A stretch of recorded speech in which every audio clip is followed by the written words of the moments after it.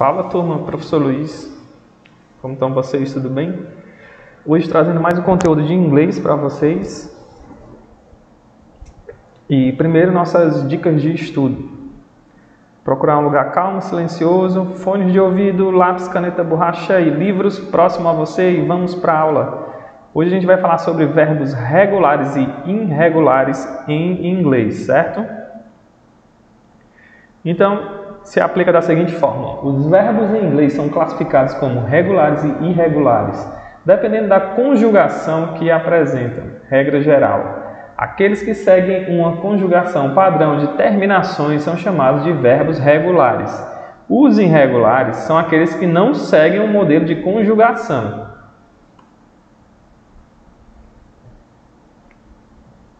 E aqui na nossa tabela a gente vai ver, alguns exemplos.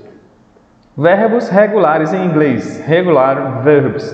Os verbos regulares são aqueles cujas flexões do simple past, ou seja, passado simples, e de past, participle, particípio do passado, são formados pelo acréscimo do simples ed ou de, certo? Confira a tabela abaixo com uma lista dos verbos regulares em inglês. Esses são um dos mais utilizados, mas a gente vai ter muito mais.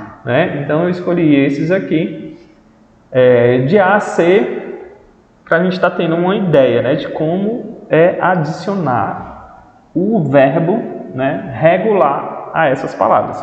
Então aqui na primeira coluna a gente vai ter o verbo regular, na segunda a gente vai ter o passado simples, o particípio passado e a tradução.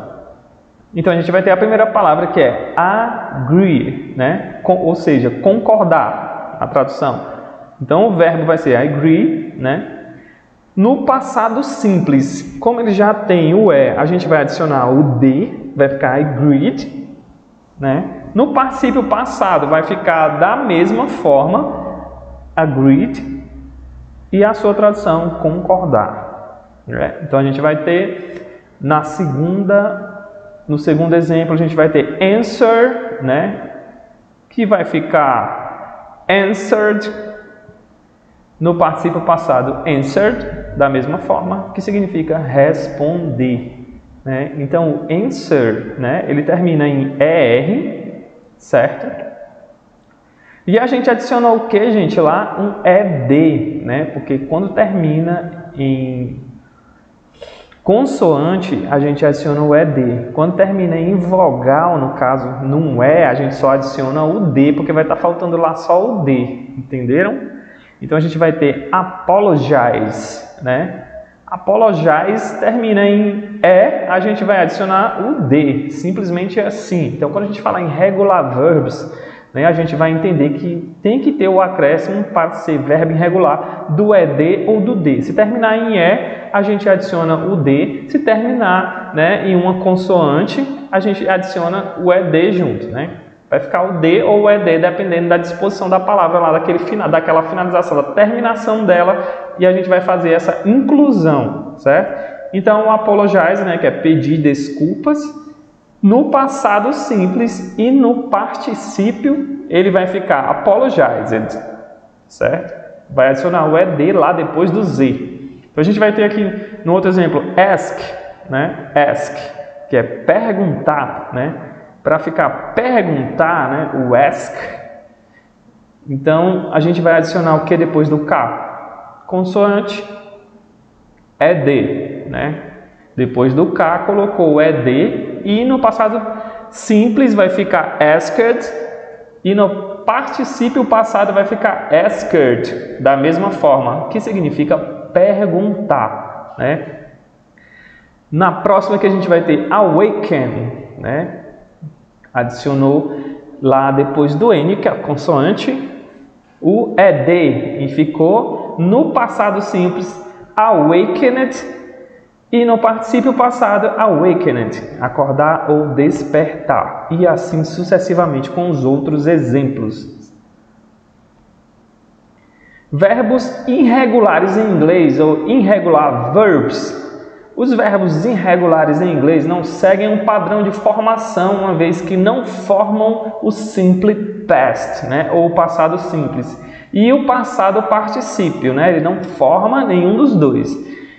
Pelo acréscimo de é de ou de, certo? Por esse motivo, a melhor maneira de saber os verbos irregulares é memorizá-los, né? Então, a gente vai ter que memorizar esses verbos, são muitos deles, certo?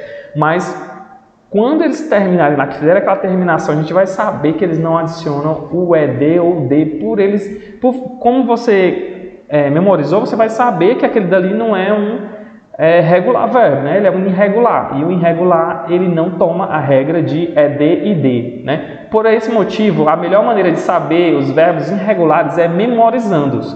Confira abaixo a lista de verbos irregulares em inglês. Então a gente vai ter aqui o exemplo de alguns verbos irregulares. E a gente vai começar com be, né? Was, para simple past. E o particípio vai ficar been, que é ser e estar. Então vocês podem ver que ele não toma ed ou d no final, né? O be, que é o ser, né? Ele vai virar no passado simples o was e no particípio passado been, certo? Então vai ser be, was, been, ser e estar, e assim sucessivamente os outros exemplos. E vocês têm que decorar esses irregular verbs, né? A gente vai ter aí, ó, o become, o begin, o break, né? O bring, o build, o buy, o choose, o come e o do. E essa é a atividade de vocês, que vai ficar para vocês fazerem, certo?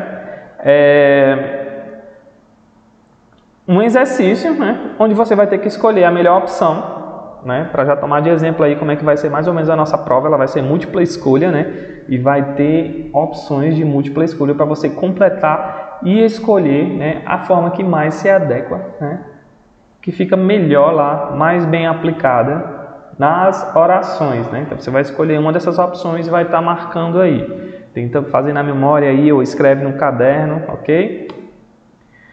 E a atividade vai ser livro, página 26 e 27, né? E na página 27 tem uma cópia e tradução, ok? E a gente vai ficando por aqui. Lembrando que todo o conteúdo de nossas aulas está em escolapequenospassos.com.br. Não deixe de deixar o like nesse vídeo, sigam a gente nas nossas redes sociais, acessem a agenda eletrônica de vocês. Um grande abraço, até a próxima aula, valeu!